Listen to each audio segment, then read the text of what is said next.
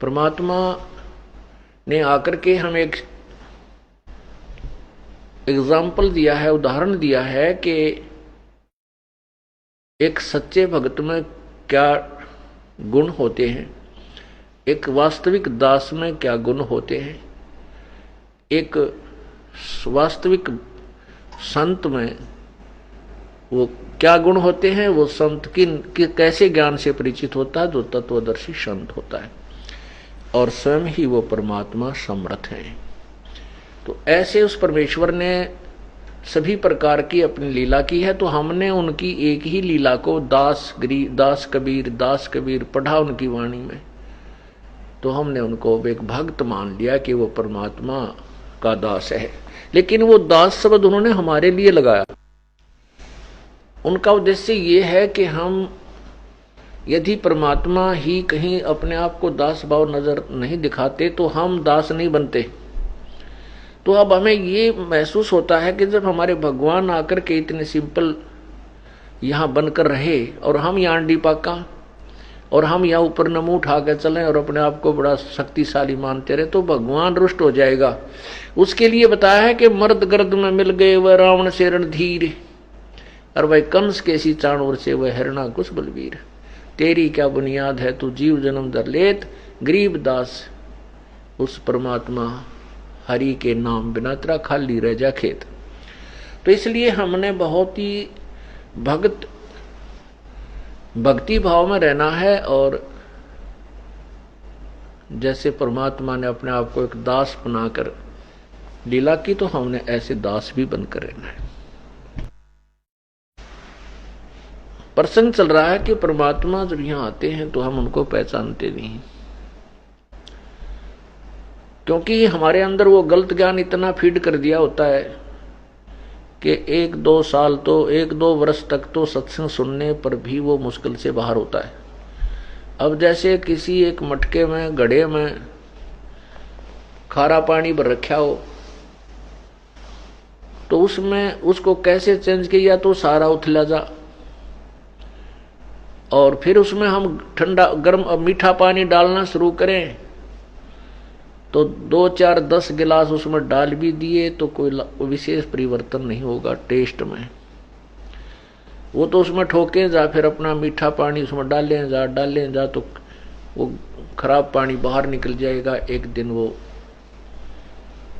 जो मीठा पानी से परिपूर्ण हो जाएगा। ऐसे ही ये सत्संग रूपी जो नल आपके लगा रखा है, ऊपर वर्षा की जा रही है। हमारे अंदर जो पुराना ज्ञान फीड है वो कई सत्संगों में जाकर के बाहर आएगा और ये अंदर समाएगा। इसलिए सत्संग की आवश्यकता बहुत है, और हमने सत्संग अधिक से अधिक सुनने चाहिए। जैसे सीडी बना रखी हैं, पुस्तक छपी हैं, इन सभी का सहयोग आपने कंटिन्यूस लेना पड़ेगा, तभी आप इस ज्ञान से परिचित होंगे। आज सभी शिक्षित है, और ऐसा आजकल इंस्ट्रूमेंट चल गए हैं जैसे डीवीडी है, सीडी है। अनपढ़ तड़पढ़ आदमी व्यक्ति को बैठा दे सामने, ऐसे आसानी से समझ जाएगा, अंधा भी समझ जाएगा, क्योंकि ऐसे ढंग से सत्संग किया हुआ है। परमात्मा ने उस समय हम क्यों फेल हुए, क्यों असफल हुए, भगवान की परीक्षा में पास नहीं हो पाए, क्योंकि हम अशिक्षित थे, हम अपने सदग्रंथों से अपरिचित थे, जिस कारण से हमने भगवान को रिजेक्ट कर दिया, क्योंकि उन्होंने एक लीला की थी, जैसा कि दिन में सत्संग में आपको सुनाया।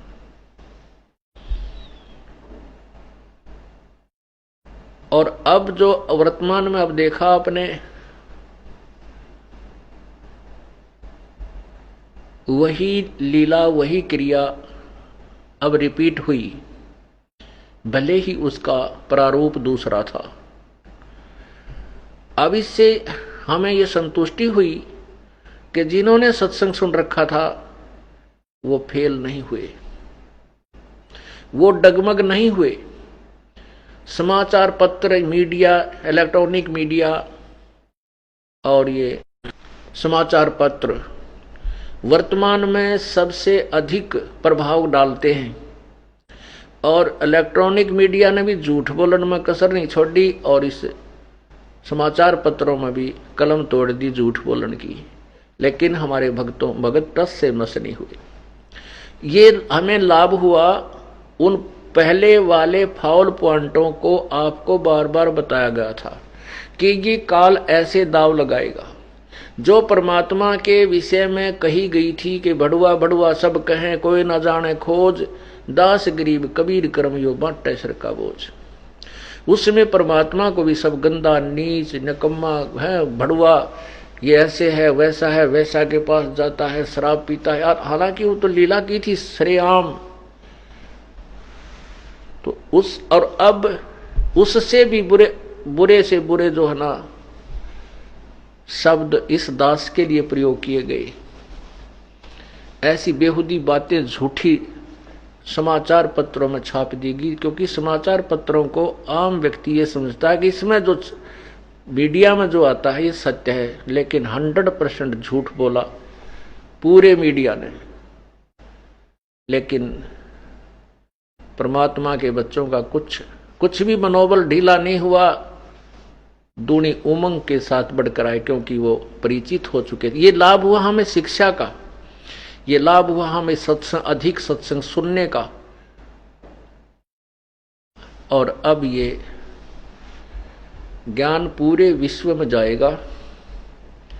जितने भी ये नकली संत हैं, ऋषि महर्षि जिनकी आड़ में दुकान चल रही थी, सारे की खाल उतर जाएगी। ये तो गधे के ऊपर शेर की खाल डाल रखी थी और शेर शेर करके सबको प्रभावित किया हुआ था।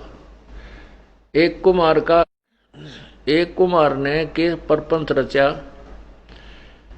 अपने गधे पर शेर की खाल डाल दी और वो खेतों में छोड़ दे, और खेतों में रखवाले रहा करते थे। वो देख कर शेर ने चांद की चांदनी में शेर वो भाग जा घर छोड़कर, वो खेत छोड़कर गांव में भाग गया, बस शेर आया हुआ है।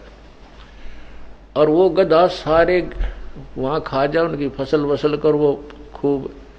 अब कुमार दिन में धंधा करे, शाम ने उस पर खाल डाल के वह कवर शेर खा और जंगल में छोड़ दे। तो गांव ऐसे चर्चा चलती रही, भाई शेर आवे है, बहुत खेती का नुकसान कर रहा था। कुमार ने सुन ली, वो दूसरे गांव का कुमार था, नो बोला भाई शेर आवे है, खेती खावे, कहाँ खेती खा गया, घना नुकसान कर दिया। वो कहने लगा भाई देखो, अब मैं भेद काट दूंगा शेर का।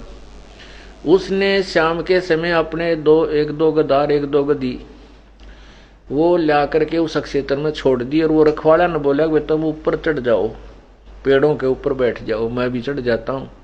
अब उसको भी शंका था भी कदे शेर भी हो और भी खेती कोई और खा जाता, हो सकता शेर ही हो। तो वो गधे भी छोड़ दिए, वह गधे और गधी वहां खा चर चुर रही थी चारा। थोड़ी देर में उन्होंने अपनी बोली बोलनी शुरू करी, तो वो जो शेर रूपी के ऊपर गधे के ऊपर शेर की खाल गाल रखी थी, उसने भी वह भाईचारे वाली बोली सुनी, वो भी भाग लिया। फिर वो बोली बोलता हुआ उधर उन गधों गधी के पास ही आ गया,